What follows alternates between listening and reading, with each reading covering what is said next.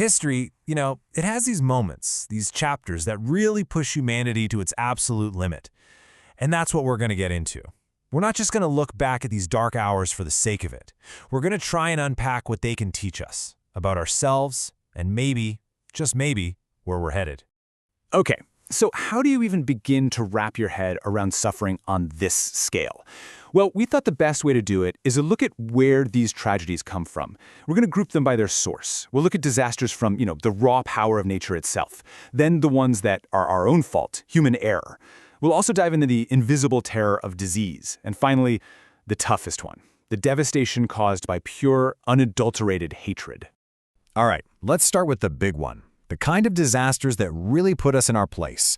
They're a powerful reminder that no matter how advanced we think we are, we're still living on a planet that can be incredibly powerful and unpredictable. Just look at this number, 230,000. That's the estimated number of people who lost their lives in the 2004 Indian Ocean tsunami. Think about that. A single earthquake deep under the ocean triggered this wave of absolute destruction that reached millions and was felt emotionally all over the world. I mean, the sheer scale of it is almost impossible to grasp. This wasn't a localized event. It hammered 14 different countries. And the waves, they were towering, reaching up to 100 feet high. In just a few minutes, whole communities, right on the coast, were just gone, wiped away. But, out of something so awful, a really crucial lesson emerged. The world woke up to just how vulnerable our coastlines were. And that tragedy directly led to something tangible, the creation of the Indian Ocean Tsunami Warning System. It's a perfect, if heartbreaking, example of how we can learn from disaster to try and save lives in the future. And this kind of sudden, overwhelming force isn't new, of course. If you go back to 1976, the Tangshan earthquake in China hit without any warning at all. It just flattened an entire city, killing officially over 242,000 people. It's just another one of those brutal reminders of the planet's unpredictable power. Okay, so now let's shift gears. We're moving away from the power of nature and into the failures of humanity. These are the tragedies that, frankly, didn't have to happen. They were born from a really dangerous mix of arrogance and just plain carelessness. And here we have two perfect but very different examples of that failure. On one hand, you've got the Titanic, this massive symbol of hubris, right? The ship they said was unsinkable. On the other, the Bhopal disaster. That was all about corporate negligence, a tragedy that happened because a company wanted to save a little money.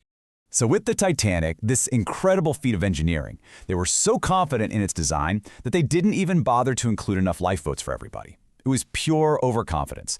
And then you look at Bhopal, a pesticide plant trying to cut costs, literally turned off its most critical safety systems. That decision unleashed a silent, deadly cloud of gas that killed thousands in their sleep. See, both were totally preventable, but they came from different places. One was pride, the other, a cold, callous indifference to human life. All right, next up, we're talking about an enemy you can't even see, but one that's just as deadly, if not more so, pandemics. Throughout history, they've swept across the globe, exposing just how vulnerable we really are, and in many cases, completely changing the course of civilization. And the Black Death, that's the ultimate terrifying example, isn't it? It spread along trade routes, carried by fleas on rats, and it was a genuine apocalypse. We're talking about wiping out up to 60% of Europe's entire population in just a handful of years. You can't even imagine the kind of shock waves that sent through society. With that many people gone, the entire feudal system, the whole labor structure, it just collapsed. It forced a total rethink of, everything. Public health, the economy, and in a strange way, all that destruction kind of cleared the path for what came next, the Renaissance. And look, let's not pretend our vulnerability to disease is a thing of the past. The 2014 Ebola outbreak in West Africa was a huge wake-up call. It killed more than 11,000 people and really laid bare the weaknesses in our modern global health systems when it comes to stopping a fast-moving virus. And now, we have to turn to the most difficult topic of all. These aren't accidents. They're not acts of nature. These are the horrors that humans deliberately inflict on other humans, born from organized, systematic hatred. And there's a specific word for this: genocide.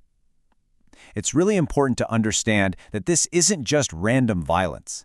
It is the calculated, planned, systematic attempt to wipe an entire group of people off the face of the earth. The Holocaust is, of course, the most horrifyingly infamous example.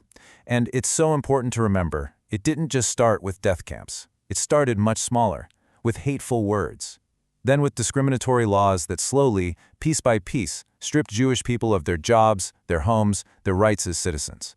It was a slow, deliberate escalation that ended in what they called the final solution, a cold, bureaucratic term for murder on an industrial scale. 6 million. Just let that number sink in.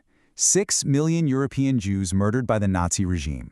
The sheer scale is one thing, but it's the cold, efficient, almost business-like way it was carried out that is still, to this day, almost impossible to fully wrap your head around. And then, decades later, in 1994, the world pretty much just stood by and watched as it happened again, this time in Rwanda. And what was so uniquely horrifying about Rwanda was the speed and the intimacy of the killing. Propaganda blasted over the radio literally turned neighbors into murderers. In just 100 days, about 800,000 people were slaughtered. The legacy of these atrocities is a single, solemn promise: never again. That phrase has become this powerful, global pledge, a rallying cry against hatred, and a constant reminder that the world has a responsibility to step in and protect people who are targeted just for being who they are. So after looking at all this, what are the big takeaways? Well, we've seen that tragedy can come from anywhere, right?